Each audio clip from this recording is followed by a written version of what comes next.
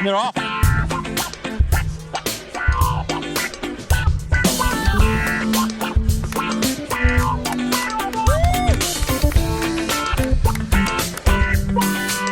Here we go. Further Faster, the best independently owned outdoor store in the known universe. Whether you're heading out on climbing, paddling, tramping or running adventures, look no farther than Further Faster for all your gear and expertise needs over the summer. Head over to 57A Buchan Street, Sydenham, Otautahi, Christchurch, or hit them up at furtherfaster.co.nz. 10 out of 10. Thanks, man. It goes something like further, faster, there in Christchurch. Rocky is hairy and so is Badger. Jules is nice and Jacob is delicious. Go to further, faster now. Oh, further, faster, there in Christchurch. Rocky is hairy and so is Badger. Jules is nice and Jacob is delicious. Go to further, faster now. Dirt Church Radio. Episode 303 of Dirt Church Radio, the trail and ultra running podcast. I'm Matt Raymond. And I'm Andrew McDowell. Kia ora, everyone.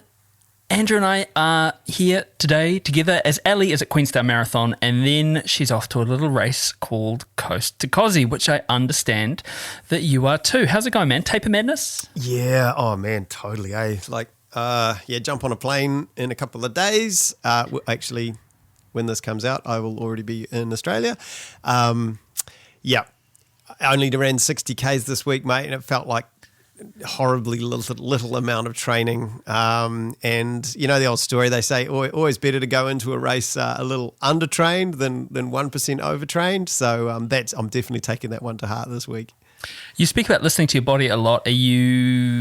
How hard is that lesson? Is that a lesson you're still learning?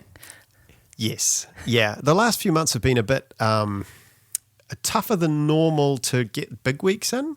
I'm not really sure why. I think there was a lot of speed work for the marathon, which kind of left me a bit more beaten up after the sessions than, just jogging around for long runs when you're just sort of training for a normal ultra, and just maybe a bit of sort of the Western States and then Blue Lake, couple of 100-milers, and I think I felt just a little beaten up in general. So instead of sort of trying to just white knuckle it through, leading up to Coast to Cozzy, I've actually pulled back far more than I normally would. So we'll see. I'll let you know after Friday as to whether or not that actually worked.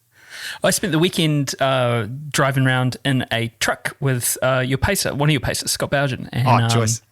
Yeah, at the Aotearoa Afghanistan marathon, we were setting it up and pulling it down and just being out in the forest. Something about just being out in the forest in the high-vis vest, putting up trail markers. It was super, super cool, but he's super excited as well to be, and when this comes out, he'll be with you. So yeah, and I had to keep reminding him, you're pacing for a race like this. It's like, dude, you realize that this race is so long that you as a pacer, you're going to be doing like 80 to 100 kilometers as a pacer. Like just doing that, it's a huge undertaking for them as well. Him and Tilly Peppers, who's also pacing. Between the two of them, they're going to be doing their own ultra. Just kind of cool. What it's just quickly. It's different to other pacing events. So it's not like he's picking you up at 120 kilometers. How does it go? I probably need to read the rules again, but I know that there's a couple of spots where you have to have one because it's a slightly dangerous part of, there's a thing called Big Jack at about 60 Ks where you have to have a pacer run up the hill with you. Right. And then you don't have them, and then you do pick them up later. I think about 110K, and then you have one basically for the rest of it, and they just either switch out or do long shifts or however that all works. Wicked. Oh, man. Whoever's the most awake, I think. That's right. Yeah. Well, hopefully the most awake person is your driver. So yeah, and he doesn't run at all. So he has one job. Yeah. Probably for the best. Yeah, it'll be really interesting to see how everyone gets along, including me. I'm not sure if our guest on Dirt Church Radio this week has actually done Coast to Cozzy, but he's damn sure pretty much done every other race under the sun. Michael Wardian, what a legend. Man, it's so cool. And props to Ali for making that connection happen. pulling some wonderful strings. That's So right. that's really cool. Yeah, we got up super early on what was the US's election day last week or 2 weeks ago and spoke to him, and he was so gracious with his time.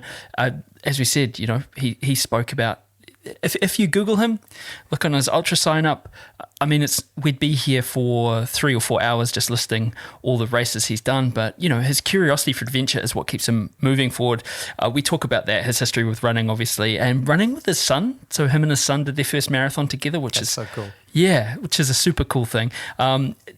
He wants to run on the moon, which I'm super enamored with, and do some other stuff. But one of the things he talked about was Tour Te Waipunamu, the brevet that he did with Hoogs. Yeah, so the term inspiring gets bandied around a bit in the sport, but he certainly fits that bill. But look, first, and this is your inaugural one, Andrew, we should probably crack on with this.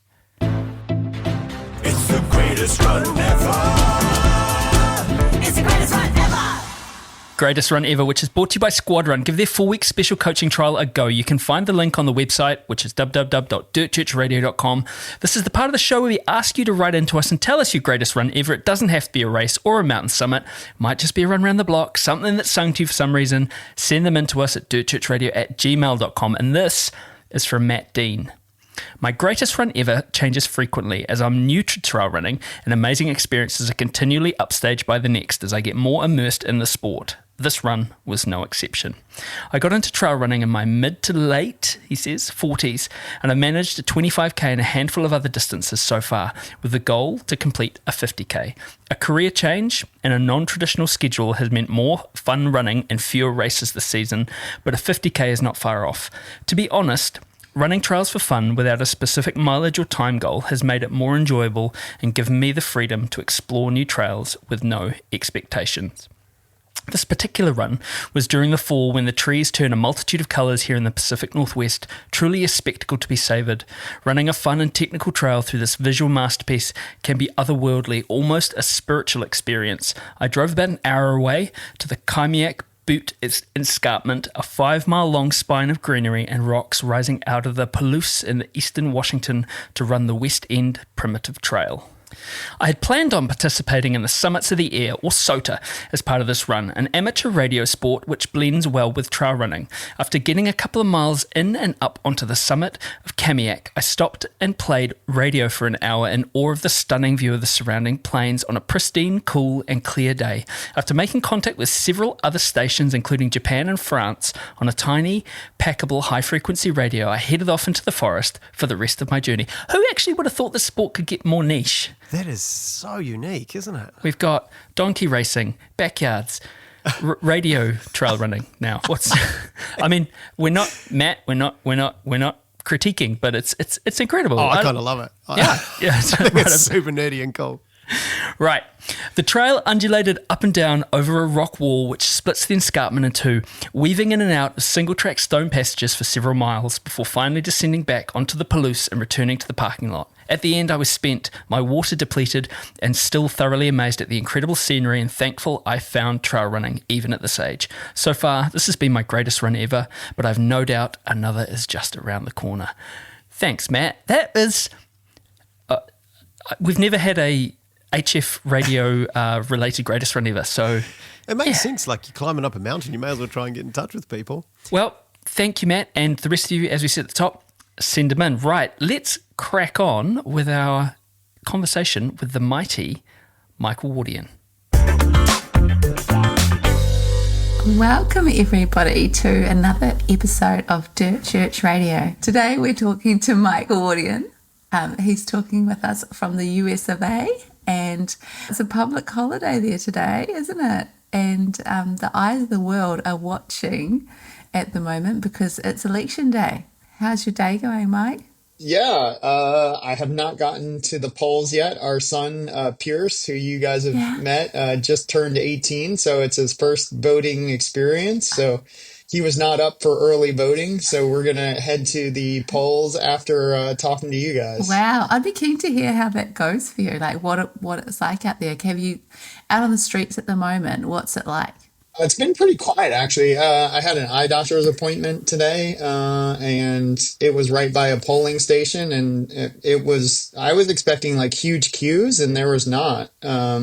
So I don't know. I know a lot of friends and family have already kind of voted early in Virginia, where I am. Each state. We have 50 of them, and they all have different rules and requirements. And so we're based here in Virginia, right outside Washington, D.C. And it seems like a lot of people around here have kind of already cast their votes. So, but that being said, I'm excited for Pierce to get to kind of share that experience and cast his first vote. And I just want to be there to see it. I think it'll be cool. It's certainly our son voted in his first election last year. Oh, congratulations! And yeah, it's a cool demo. You know, that sort of. I guess there's a lot of global tension around your election. Hey, but if you drill it, and that's a nice apolitical thing to say. But if you drill it down, it's about that thing, isn't it? It's families going out, getting to share this process and getting to share this privilege that we have of actually voting. But are you? Yeah. I mean, does it seem like things are more sort of tense at the moment, or is that overblown? Obviously, we don't live in America. We don't know, kind of truly what's sort of going on, or is it just sort of like another normal-ish day? So far it seems like it's pretty normal like election day, but I suspect later when like the votes start getting counted and the tallies start coming in, and there's only going to be one winner. Hopefully there's not a tie, and so yeah, I think like then it might be more noise and circumstance. I know my buddy was visiting a doctor downtown, and they've like put up barricades like in front of their buildings and stuff like that. So like I think there's definitely people that are preparing for the outcome to be different than normal. Yeah, I mean we hope not. We hope that it's all smooth process, and that. Yeah, I hope it's boring. Yeah, me too. Bit of a segue, really. But did you visit the White House when Obama was in charge? Actually, it's weird. Yeah, did you remember that? Yeah, we did get a chance to visit the White House. I was lucky enough to meet a guy that did the kind of security for Obama. Like he was the guy that goes ahead to different cities when he's going to arrive and like, finds the way to get to the airport if like everything goes wrong. And so he was at the terminal in London when I had finished the marathon, and pretty typical fashion, I finished the race, and like 2 hours later, like I'm on a flight and I'm still like in my like shorts and have my bib on, and he's like, "Oh shit, you're Michael Wardian." I was like, "Oh yeah, I am." And he's like, "Oh, cool. I've been like following your journey." And I was like, "Oh, nice, man." And so we just hit it off, and he's like, "Hey, you should come check out what I do." And I was like, "Oh, that'd be awesome." So like we went for a run, and then he like invited Jennifer and myself to come visit the White House. And I don't know if you know how it works. I don't know if it works the same way where you guys are, but like when the president comes through, he's like so busy that like everybody that's going to be in the hallway that he's in, they like get you out of the hallway so he doesn't have to like say hi to everyone, because he'd never get anything done if he had to be like, "Hey, how are you doing?" So like we had to like wait on one side of the hallway for like 10 minutes before he was coming so that he could walk through and we wouldn't get in his way, or the people we were with. So like it's really interesting, and like he has people that open the doors because that's like wasted time. So like it was like one of those things where you're like, "Oh, I never thought that was somebody's job," but like somebody's job is literally like to open the doors so that he doesn't have to open the doors, and that he doesn't, and somebody goes ahead of him so that he doesn't have to talk to people that aren't in the schedule. Can I just say, I feel like you need that person. So I think it was 2016 UTMB. We'd had this awesome day hanging out with Michael and his family in Chamonix, And it got to like, I feel like the registration closed at like, let's say 6 o'clock. And we start walking through the village, the event village. And honestly, about every meter, Michael would get stopped by somebody like, oh, hey, Mike, like, can I get a photo? Da, da, da. And it was taking so long that I was starting to get high anxiety about him not making registration and go through all this process. Like, I know this actually was full on. So I feel like you need that person. Yeah. Well, it's funny. I don't know if you saw like last weekend I ran in New York, but the week before I ran with our son Pierce in his first marathon, and it was great. But like literally, like he was like he's been dealing with that his whole life at events, and so like he was like, oh my gosh, like I wonder how long it'll be before someone notices you. And you know, we get stopped, and like I love it, and I never find it like to be a chore or anything, but like he would I remember like he would just, as a younger kid, he'd be like, can you put a mask on, like, or something so that we can just go through town and not have to stop. And, you know, he's been around it for a long time, but like, it was just cute. Like he was like, I have 5 minute over under and that you're going to get stopped. And of course, like we turned the corner and come in, and it was in 2 minutes, and he's like, I win, you know, and, but it was great. Like I think that's one of my favorite things about running is like you get to bump into so many people and meet people that you wouldn't normally have a chance to interact with, and everyone's kind of on the same field, and we're all doing the same thing on the same day. And yeah, it's for me, it's awesome. Like when you hear like I was lucky enough to like pace like a nonverbal autistic athlete this past weekend at New York named John. And like his mom was like, you know, he's hasn't really been loving running the last couple of years. And like, you know, the experience with you like really lit the fire again in him for the sport and for the love of the sport. And then I had a person, like I had a film screening on Sunday night, and that person came up and was like, oh, this inspired me to get back into running. So like, it's crazy how like, you know, a little interaction goes a long way and can change someone's life for the better. And, you know, if that means I get somewhere a little bit late, then it's worth it to me. How was that running your first marathon with Pierce? I mean, that's powerful, hey? Oh my God, it was like a dream come true, man. It's like a 18-year dream in the making. And like it was my first marathon. We ran the Marine Corps Marathon here in Washington, D.C. I thought it was my 175th like full marathon, but I actually found 2 marathons at the little website that gave me that information had missed. So I think it was like my 177th marathon. But it all started like in 1996. I ran my first Marine Corps. And so to get a chance to run again with your son, yeah, it was just special, man. It's like one of those moments. It just made me kind of misty eyed. And I was so proud of like the way that he approached it. And he had no real expectations other than he just wanted to finish. And then he was really confident, but then we did an 18-mile run, and then he became like a little less confident, but also like still committed. Like, you know what I mean? At that point, he could have been like, oh, I don't want to do this. Like, but he was resilient. And I think his goal in his head before we did the 18-miler was he wanted to beat my time, which was like 3:06:54 for my first marathon.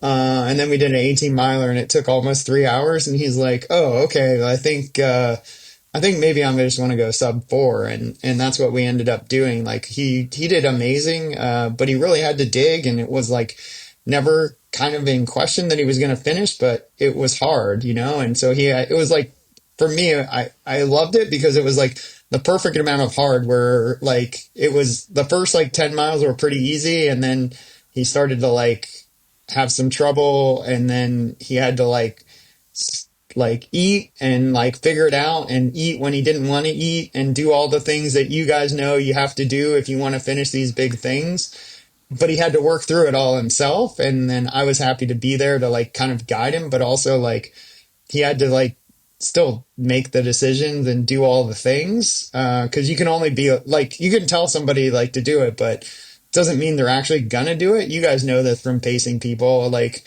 or people will be like, oh, I can't, my stomach doesn't feel good. And like, of course, like no one wants to do all those things that you need to do. And to get him to the finish line, I got to see him kind of go through all that and have the pain of like, his quads hurting and like knowing like if you go 1 second faster, like that could be the end of your race. But like you have to like in your mind be okay with going a little slower, even though it feels bad.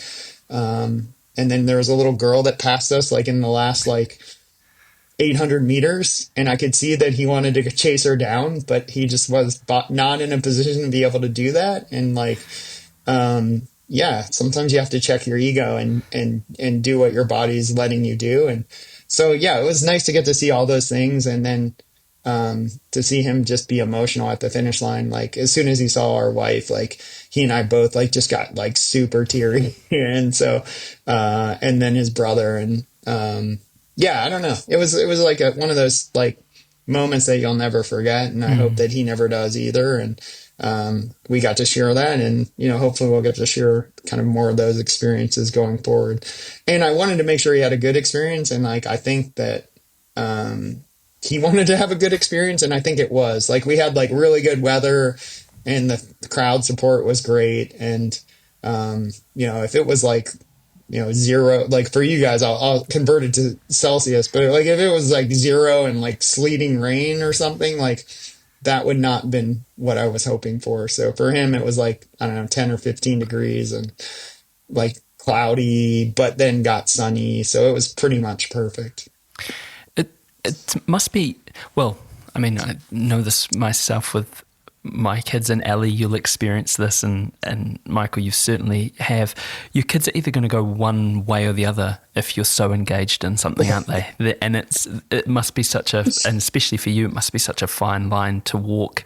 How to make your kids hate something that you do is go on at them about it, right? Like, yeah, I feel like we've been lucky that they've kind of gotten into it on their own. And our other son, Grant, he's 15, he'll be 16 in about a month or so. And he's, not doing a lot of running, but he's doing a lot of other things. And I think, hopefully eventually he'll want to do some of this longer stuff. But what's cool is they both, like my first love was lacrosse, the sport of lacrosse, and they both are interested in trying out for lacrosse for the spring. And oh my God, my little heart pitter patters. Like I took him up to the field yesterday, and we were throwing the ball around and working on stuff. And it was just one of those like just happy moments as a parent where you're like, because I think the last time they played was like second grade, and like, so it's been, I don't know, 10 or 15 years since he's played. I guess there's a bit of a debate around kind of that early specialization for kids. So I'm keen to hear, like, because you've become this amazing runner who's had incredible experiences. So do you start with lacrosse? Did you start with sport, and then what led you to becoming the Mike Wardian that we see today? Yeah, I mean, I think for me, I started kind of young with lacrosse. So fourth grade for me. So I think I was maybe 10 or 11. And then I actually pretty much focused on that. I did some wrestling, and I did some soccer, but or football for you guys. But I mostly focused on lacrosse, and I was pretty specialized and played at a high level. Like our team, local high school, we won the state championships for lacrosse. And then I played in college for three years at a Division I level, which is kind of like the highest college level. Our team was not one of the highest teams. We were like at the bottom of the highest teams. So we were the teams that you go to early in the season when you want to get a couple wins before you have to play the good teams. That was our role, was like to just like practice all your stuff.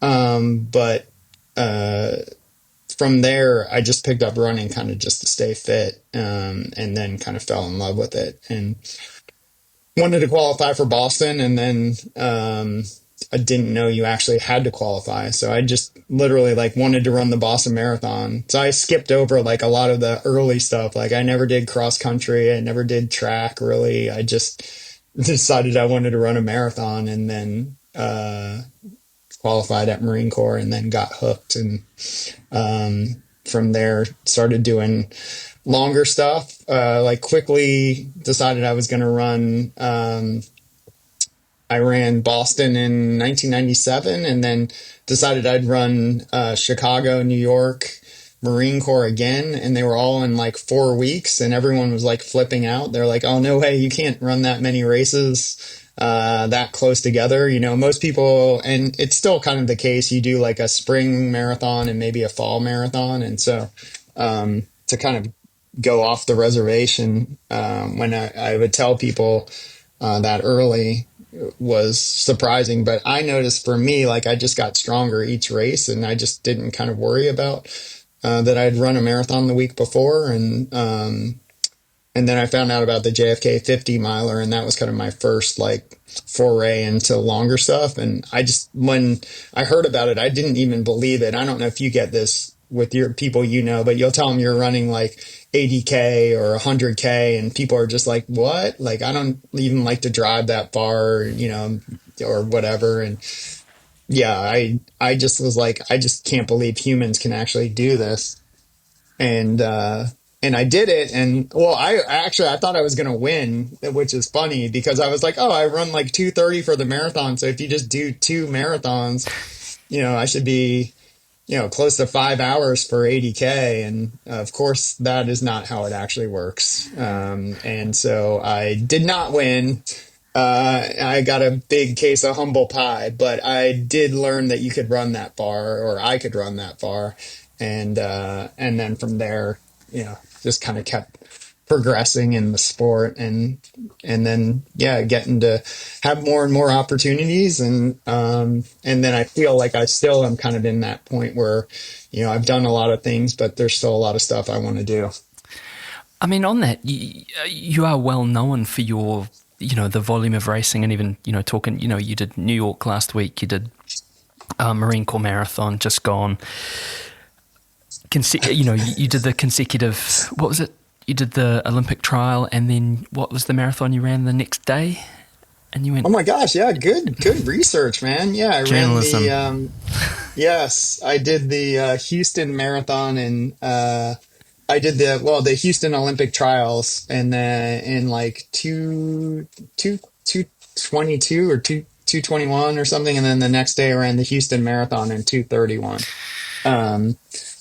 Yeah, but I think like even now, like that was 2012, I think, so a couple of years ago. But I just finished the Appalachian Trail running like 2,197 miles on October 1st, and then, you know, was able to run these marathons kind of a couple weeks later. So yeah, it's been lucky that I have good recovery skills, and that, you know, my body allows me to stay mostly healthy to do all these things. What is the most challenging, what's the, you know, in all your experience, what have you found the most challenging to recover from? I mean, obviously your recovery, like you said, it's pretty quick, but what's the most sort of challenging distance to recover from backing up, or the most challenging format? Oh, for me, it's been the really long stuff, like running across America in 2022 when I was running 80K a day for 61 days. That took me almost like 15 months to feel kind of right from. And then I'm really curious. Like, I've been so savagely tired after finishing the Appalachian Trail, which was 60 days of running. So yeah, I'm pretty curious how the recovery is going to go this next like 12 months or so.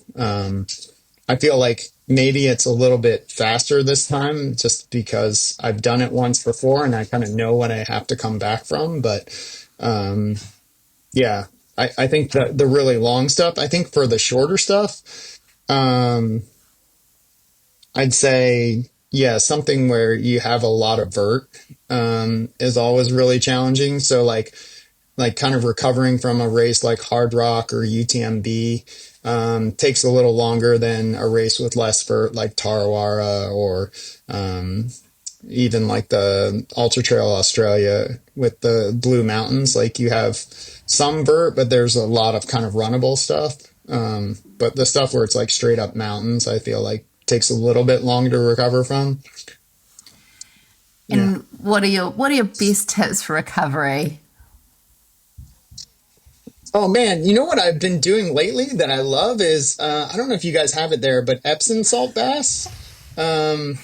Like they're so like old school and you feel like kind of like a grandma or something, but like I feel like they really help. And I just did one because I just had surgery on my toes. And that one of the things they recommended was like a 10-minute soak of your feet. And I was like, whatever, I might as well just soak my whole body. And like, I feel like the Epsom salt baths like really have like, I usually have like a little bit of a right Achilles kind of like nodule, like a knob kind of on the back of my Achilles. And I feel like that's actually like helped a lot. So yeah, I would go for Epsom salt baths. Like, you know, I know people do like the ice showers and stuff like that. I'm just too much of a wimp, man. I just don't like being that cold.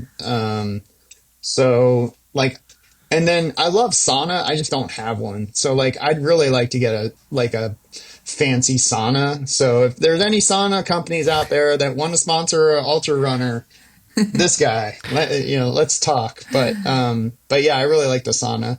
And then what else I've been trying to do is I'm not really good at it. And like our son Pierce is like making fun of me, but I'm trying to get more flexible. So I'm trying to become like a better stretcher. So yeah, that's something I'm working on. And then I think for me, like eating like whatever your body's craving, is really helpful. And even if it's like, supposedly like a bad thing, like I'm definitely like, look for a salty or fatty something after a race. But a lot of times it's like, really nice juice, stuff like that. And like kind of giving your body what it's asking for, I think is really helpful.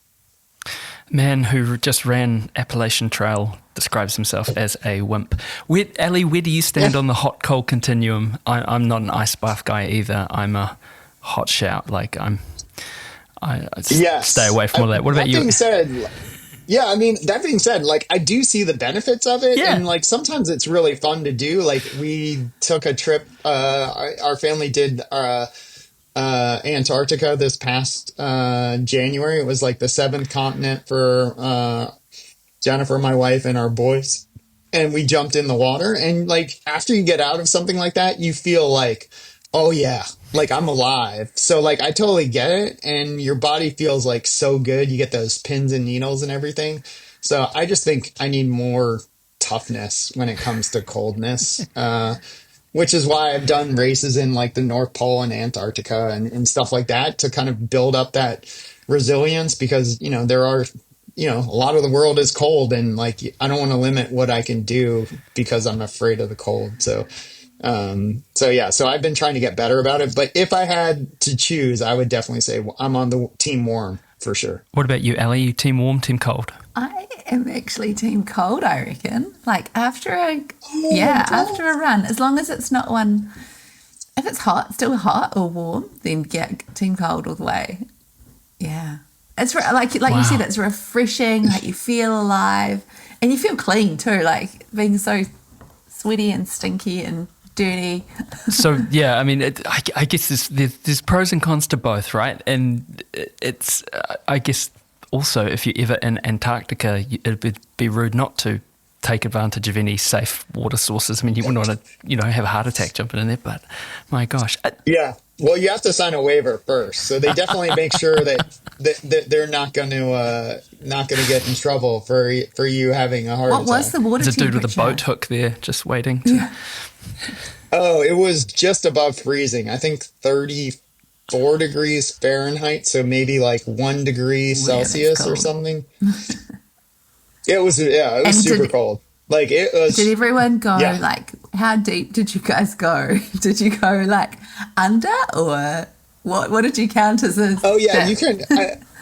Yeah. So you can, if anyone follows me on Instagram, you can probably go back and see it. But yeah, they kind of put you in like one of those life-saving like dinghy, like buoy Oh, yeah. things, and then you kind of fully submerge, like yeah, but it's just super quick. So they rope you up, so in case you do pass out, they can get you back.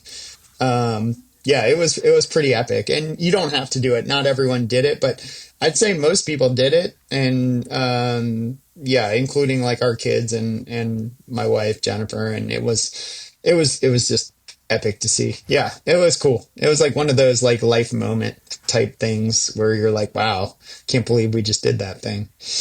Seems like you've made quite a habit of doing things that people would turn around and say, "Hey, look, I can't believe you just did that thing." I mean, you just completed the AT, the Appalachian Trail.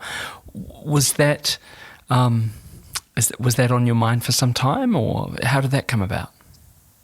Oh my God, yeah. That's been like the longest standing like goal of mine since I was 16 years old. So the same age as our youngest son Grant was I first time I like went and did a camping trip on the Appalachian Trail with my buddy Ethan Merlin, and I was like, "Oh, someday I'm going to run this." And of course, then it took me like 34 years to actually make it happen. But it was like always in the back of my head. I was like, "Oh, if I ever get fired from my job, I'm going to totally do the Appalachian Trail." It turns out like I haven't gotten fired yet. And now I'm like the owner of the company. So like, I had to basically like fire myself from our company for like 2 months to like, go do this, goal. But, yeah, man, it was magic. But it's also like weird when you've had a goal for that long and it's always there and you're like, I'm going to do that thing. When you actually do the thing, you feel a little, or I felt a little listless afterwards because it's always been something I've like talked about and wanted to do. And now that I've done it, I was like, oh, now what do I do? So of course it didn't take me long to find other things that I'm going to do, but, it definitely was like one of those things where it's like, oh, damn, I did the thing. And I feel like I was talking to my buddy about this morning because it's like sometimes it's better to have a thing that you want to do than to actually do the thing because then you have something to look forward to. It's kind of like the anticipation of the trip is sometimes better than the actual trip or, yeah. So what have you got now lined up? Like obviously you've tried to fill this goal. Like I remember you once saying that you wanted to run on the moon. Oh, Yeah. I do. So I've been in touch with the my buddy Richard Donovan that does when I did the Yeah. 7 marathons, 7 days, 7 continents. So he's opened up the Space Federation running. So like I definitely would like to run on the moon. That is high on my list. But I think the next kind of huge undertaking is I want to row across the Atlantic Ocean, and so that is. Like a big project that it'll probably take a year and a half, 2 years to get ready for. But I'm already on day 2 of training for it. So and I've been rowing for a couple years now. But like this, like earnestly, I've started like so. This is day 2. Yesterday I did like 2,000 meters, so not very far, but with some burpees and all that kind of stuff built in. And then today was just a 20-minute row. So. And I still have a broken hand from the Appalachian Trail, so I've been kind of working around that, but the rowing didn't seem to bother it. So I'm I'm getting started on the process. This is exciting. I'm keen to see how this Oh my goes. God, it's so cool, Yeah. dude. Yeah. So it's obviously not just running adventures. Like you came to New Zealand and gave Tour Te Waipunamu a crack, didn't you, on the bike? And Oh my God, yeah, it was so hard. Yeah, with Hugie.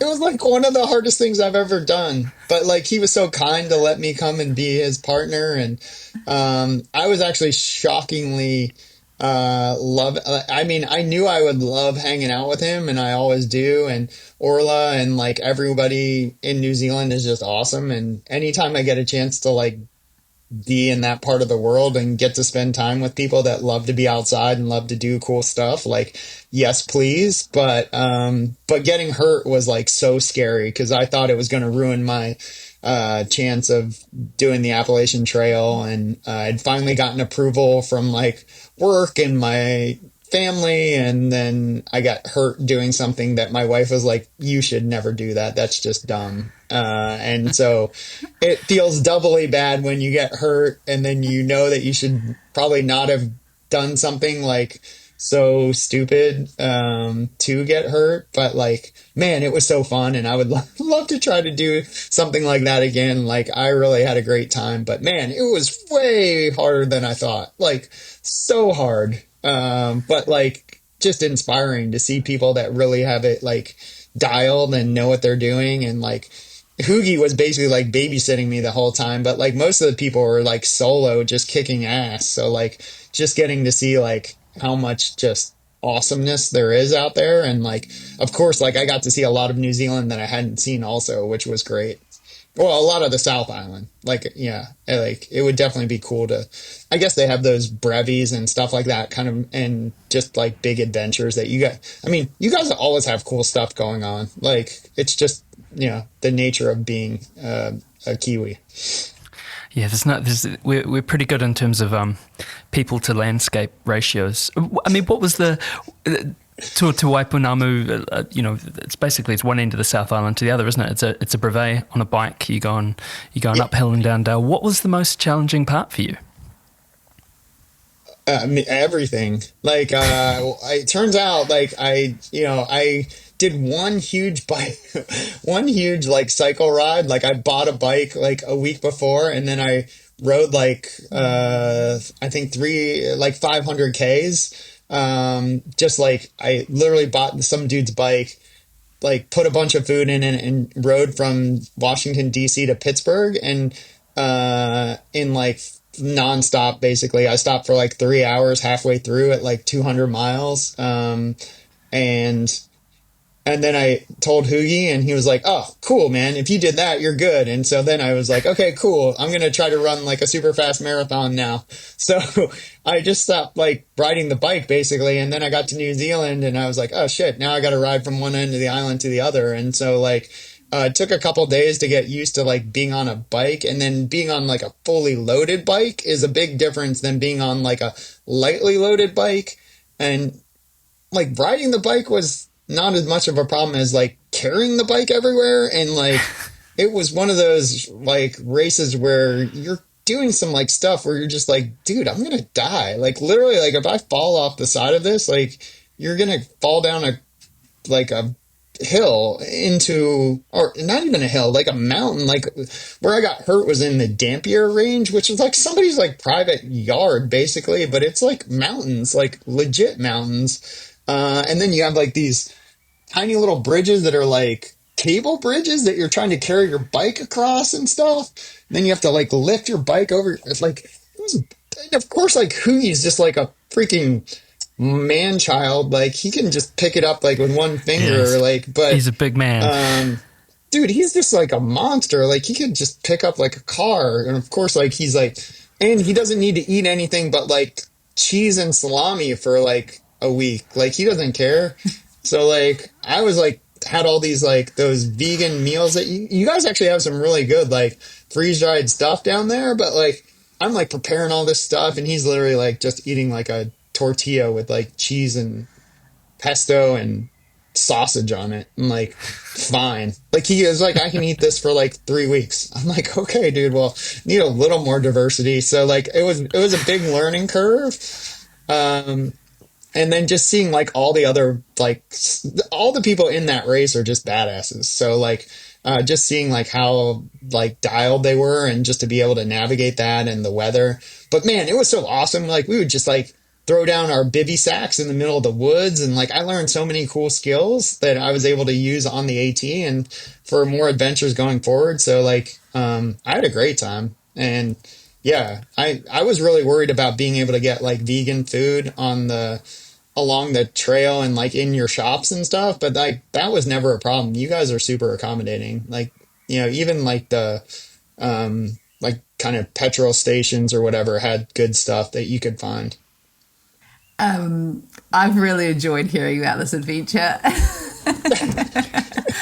There's a lot of good imagery there. Yeah, but like Well, it's funny too. Is like when I got hurt, because you guys have the really cool the ACC, right, or the Yes, AAC, ACC. yeah. So ACC. Yep. like, yeah, yeah. So he's like, oh yeah, we can send for a helicopter and come and get you. And he's like, but it's not far to get out. And I was like, oh no way, man. Let's just see. And literally, like, I had like a rock that I was laying on to try to like loosen up my back that I had like strained, and I had like tore like my PCL, like the little part of your like hip thing.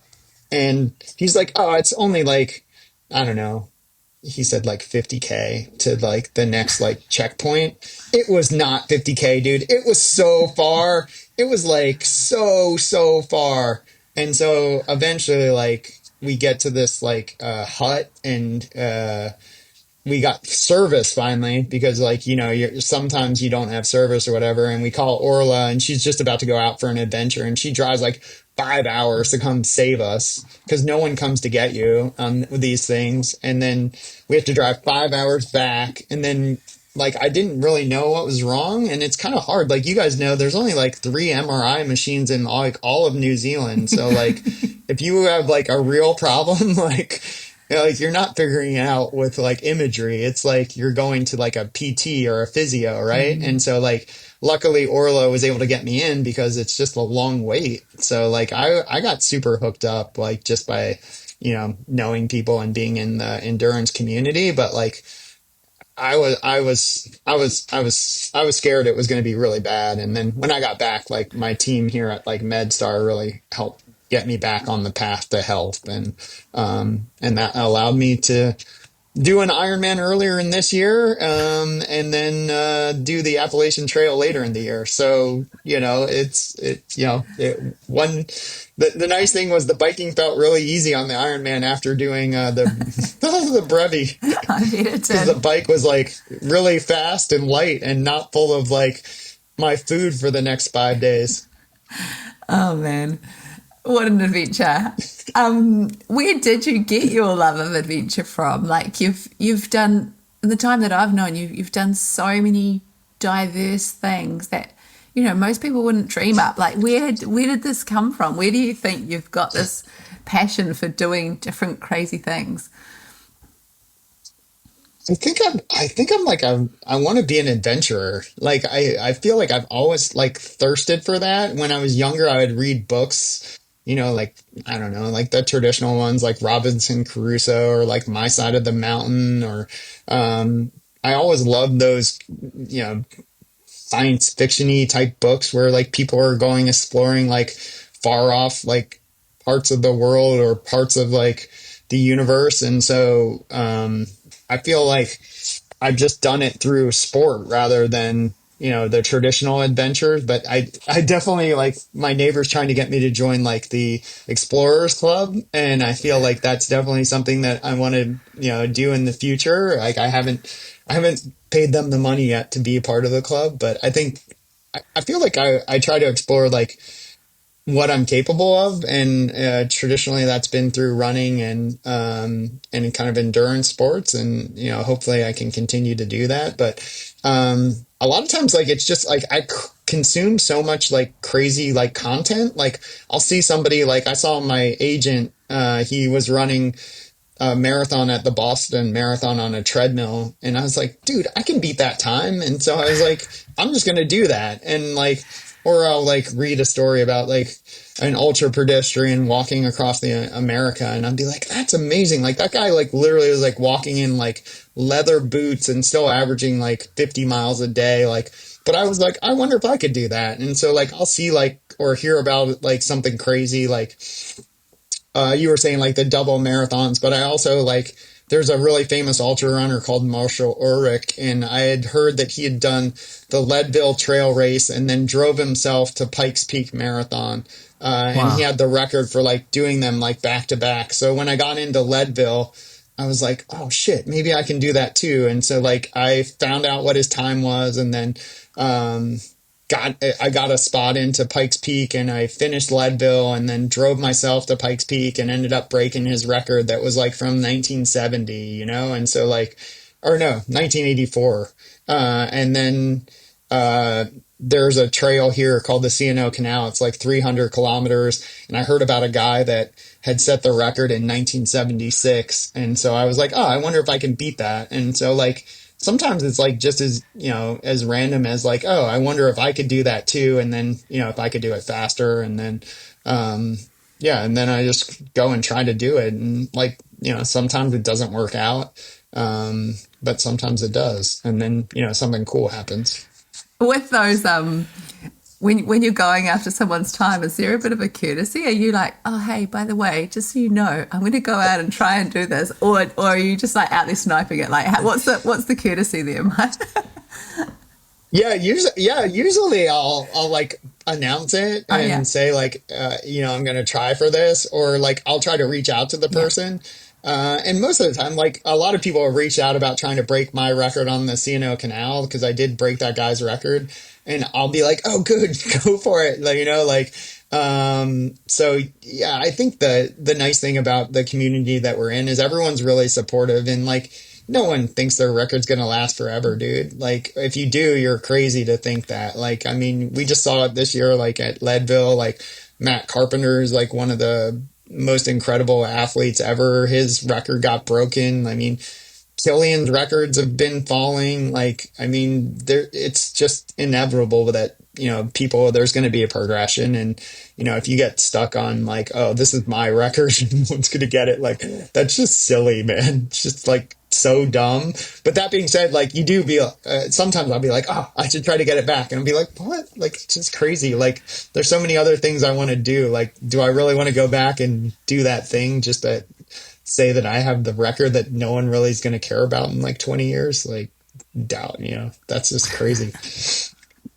Speaking of Marshall Ulrich, I mean, he was in that generation, that sort of precursor to the like people like yourself, and I think about sort of Anton Krupicka and Killian, and in that sort of almost for our generation, that golden age of ultramarathon. How was, and I read his book about running across America. What was that process like? And I guess it ties it to the start of our conversation. You talked about, you've got these 50 states, they're very distinct from each other. There's a difference in landscape and infrastructure, and people and all culture. What was it like running across the United States of America?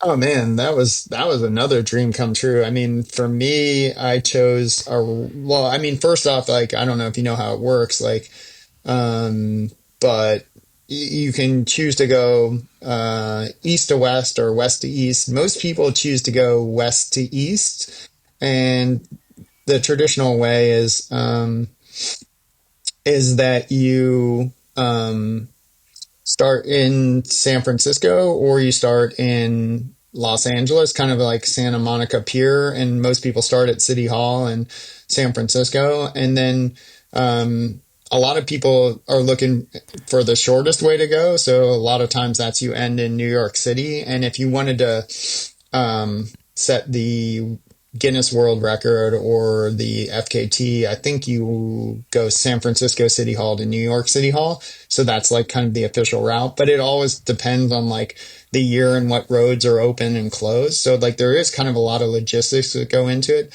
I chose to run along Route 50, which is a highway that shockingly I live like less than a kilometer from. So I live on Route 50 in Washington, D.C., and it runs from the ocean and the Atlantic all the way to Sacramento, California. And then from Sacramento, you take another road down to San Francisco. So I started in San Francisco, ran to Sacramento, got on Route 50, and literally ran on Route 50 across the entire country. And so like it was cool to be on the same road technically that you're on in California that you will be on in like Maryland when you're, touching your feet in the Atlantic Ocean. And so, and especially that I lived on it. So, I mean, it's just, the differences are huge. Like, California was like pretty quick. I think I was through California in 3 days. And then I went into Nevada, and I was in Nevada for almost 10 days. And then in Colorado for almost 10 days. And then in Kansas, which is like everyone thinks is super flat. it is not. But I was in Kansas, I think, for 12 days. And then you keep kind of going on the part of Nevada that I was in is called America's Loneliest Highway. Literally, it's like 150K between towns, maybe. So like the people in this one town, Ely, that we were in, if they want to get groceries, they drive 4 hours to Las Vegas to get groceries. So they do that like once a month. They go to like a big like warehouse store and they get groceries, and then they come back. Like, so it like is super remote. It's one of the darkest areas in the country, like with no lights, because there's just nothing out there. And then once you kind of cross, like the dividing line for us is the Mississippi River.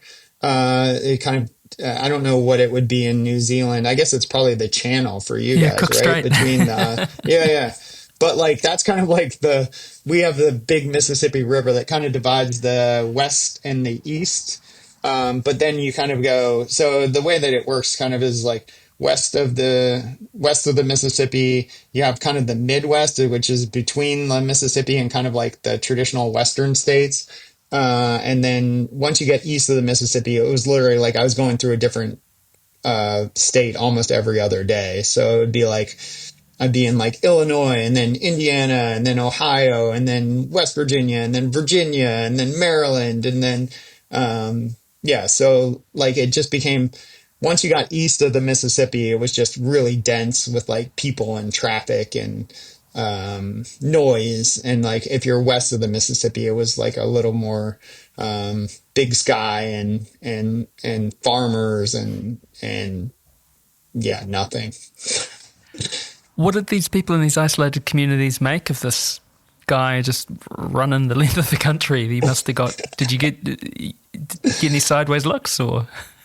Oh my God, yeah. Like you'd always have people that were curious. Like I think it's funny. We just produced a film and it just came out on Sunday. So I definitely, we haven't shared it yet with like the internet and the world, but it's limited release. But it was cool to just get a chance to like kind of relive it. So it's kind of fresh in my mind. But I don't know. The people are, I think it's like people anywhere. Like the people are so generous and for the most part kind. Like you definitely have, if you're running on the interstate, you guys probably have this, like there's some animosity towards people running, like that they're in their space of the cars and like, why are you on the road? And I think that usually comes from a place of just like they're scared they're going to run into you and they don't want that kind of extra hassle to deal with. But for the most part, people were awesome all along the way and being helpful. And like a lot of people were curious. I was doing it for charity to raise money to build a well in Ethiopia for clean water. And so like I had a lot of people that would come up and make a donation like in person or online. And we raised over $100,000 US. It was more closer to like $130,000 and changed over 2,000 people's lives. And now it's actually closer to 4,500 people's lives. So just seeing like the amount of impact you can have and like mostly because people are like, oh my God, what's that idiot doing? And then they're like, oh wow, that's a good cause. We should donate. So like, I mean, that's kind of what you're hoping for when you do something stupid and you're trying to raise money is like get people's eyeballs and attention and then, hopefully help a lot of people along the way. Incredible. I just come back to, we've got a question here. It's like, what do you got for 2025? And you're actually one of the few human beings that I've talked to in 6 years of doing this where I'm like, yeah, that's a reasonable goal, running on the moon. There's not too much left. Is there anything, Well, I haven't done that yet, and I don't row the have a Atlantic budget and then for run that, on the yeah. moon. Yeah. But, I mean, that's going to be more, that's a couple year project, but yeah. Is there anything more, aside from the Atlantic, is there anything more sort of terrestrial based that you've got lined up, or is there anything that you've never got to, or are you in that point now where you're like, the sky's the limit in terms of your imagination? what you can put together? I think it's a little of both. Like I'm pretty lucky. I have some, I'm still able to do this because I have like great sponsors. So like I just switched from Hoka to Teva. So that's been great. And kind of like they've just tasked me with like, we just want you to go outside and do cool stuff. And so like, and they want to support me in that kind of crazy way. And so like it's pretty awesome to be like, yeah, it's up to you to like come up with like fun adventures. And I was like, oh sweet, because I've been doing that anyhow. So like it just is like a hand in glove type situation. And then I have another brand called Backline that I just started working with and making apparel. And they're like, we'll just make whatever you want to do cool stuff. So I'm like, okay, sweet. This is going to be awesome. But yeah, it is kind of just up to me. And, of course, with guidance from, the different brands I work with for like what's important to them. But yeah, I feel like I'm in like a pretty awesome place where, I have done a lot of the like traditional, like, world teams and Olympic trials and running fast and podiums and all that kind of stuff. And like that stuff still interests me, but like also like I want to do like this really cool adventure with one of my teammates on Teva where it's called the Infinity Loop. And it was dreamed up by like this mountaineer that was based kind of out in Seattle, Mount Rainier. And so you basically summit Mount Rainier, which is like a 15,000 foot peak. And then you run around the mountain. Like it's called the Wonderland Trail. And so it's like 93 miles. And then you summit the mountain again. And then you run back to where you started. And so like that kind of stuff is like the stuff that like gets me like, I don't know if I can do that, but also like, I really want to do that. And so like, I'm looking for those type of adventures. And then we're going to do another adventure where my family is going to be involved and we're going to go to the British Virgin Islands here in January when it's kind of crappy weather where we are. And every morning I'm going to try to run to the top of a mountain or around one of the islands. And then, kind of like scuba snorkel in the afternoon and see if the kids want to come on any of the adventure to kind of set some FKTs and then if they don't, then I'll be back in time for breakfast. And so like and then I want to just like kind of capture it and inspire people to like have crazy ideas and then try to execute on them. But like before that I want to set the American record for 50 plus in the 50K running like sub 3:16 and like do some like get stronger, like, so I need to like turn this little like runner's body into like stronger so I can row too. So like I've got a lot of, goals to do that kind of stuff. So yeah, I'm always looking for an adventure. So if there's people in your audience that they have something awesome, and I feel like every time I go to New Zealand, they tell me about some like crazy cool event that I've never heard of. Yeah, I'm down. So yeah, just let me know. I can jump on a plane and be there.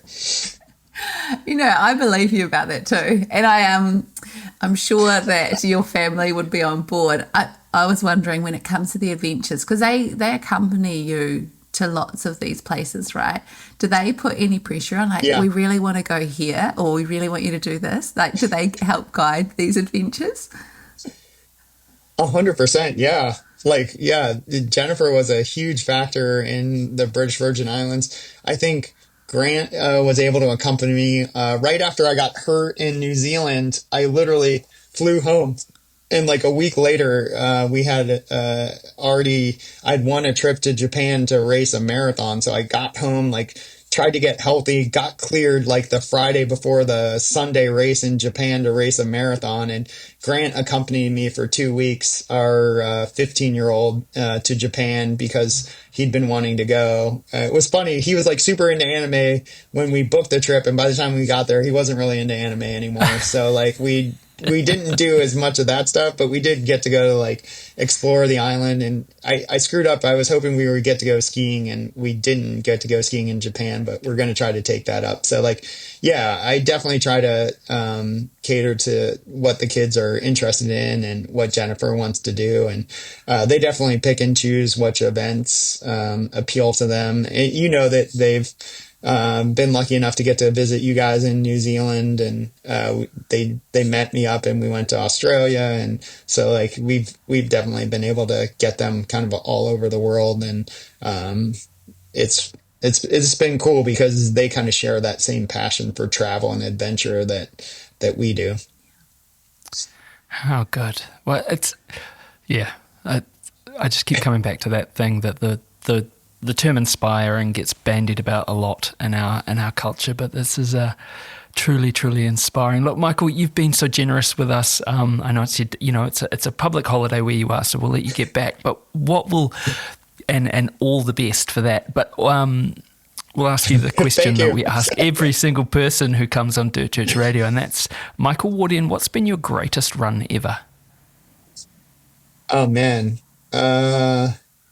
I think it's maybe recency bias, and I guess it depends on how you define greatest. But I think the moment a couple of weeks ago, being able to run with our son Pierce at the Marine Corps, like that for me was like a full circle, like proud dad moment, and just to have the health to be able to do that at the pace that sometimes maybe the parent isn't in the same shape or the kid isn't in the same shape, or and to have it go so well, I think for me that was probably one of the most special runs I've ever had. And then being able to achieve the goal of finishing the Appalachian Trail, like with all the, I had to deal with a couple hurricanes. I ended up breaking some stuff and had to get off trail for work. And just to be able to, I lost my crew person like the week before the event, and like just to be able to kind of overcome all those circumstances and still, get it done. That for me was, one of the most special events. But yeah, I still think running with Pierce tops my life dream for some reason. So yeah, I'd say that for sure. But hopefully more to come. Yeah, so no pressure on Grant. Look, Michael, thank you so much for joining us on Dirt Church Radio. And I'll help crowdfund you going to the moon. That'd be epic. Let's try to get some companies. I'd rather you guys donate that to the charities or something. Like I'll find a way to get there.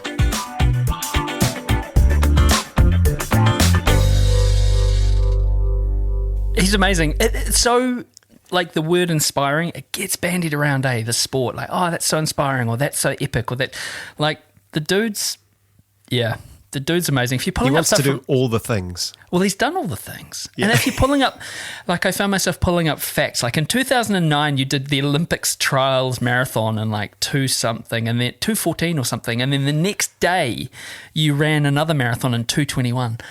Like that was in 2009. And he's like, yeah, I guess I did do that. That was cool. Way back in the memory banks. Didn't you? Didn't you? Yeah, no, I was not doing that in 2009. But yeah, he'll be down here soon enough, I'm sure. He'll definitely be probably wanting to knock off Tour Te Waipunamu.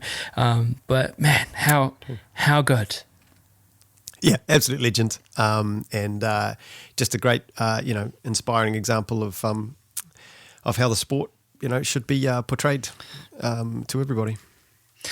Right. Well, look, this is the first of our. We've come to the end of the first time that Andrew and I have done this, and we'll all be swapping in and out of shows coming up. Like we said, Ali is in Queenstown and then heading off to Cozzy. But look, bro, good luck to you. And thanks, man. Yeah, the next time I see you, you'll be probably moaning, just you might be though, because you do tend to recover from these pretty well. But yeah, I hope you get one over on Redfern on the Ledger. Oh, me too, mate. Me too. Thanks, buddy. Right. Well, thank you very much for tuning in. Dirt Church Radio is presented by me, Matt Raymond, Ali Pottinger, and Andrew McDowell. We're on all the podcast platforms, so like, follow, and give us a rating. It really helps. And we're on social media at Dirt Church Radio. You can email us at dirtchurchradio@gmail.com. Now, don't forget to sign up to the new podcast and newsletter. Don't forget to write in with your greatest run ever. We'd love to hear from you, and you can read them on the website too. Thanks to our supporters Further Faster and Squad Run, and our Substack subscribers in the DCR Aid Station crew. Now stay tuned for our show in 2 weeks when we have another great guest lined up, and check out the DCR Aid Station next week.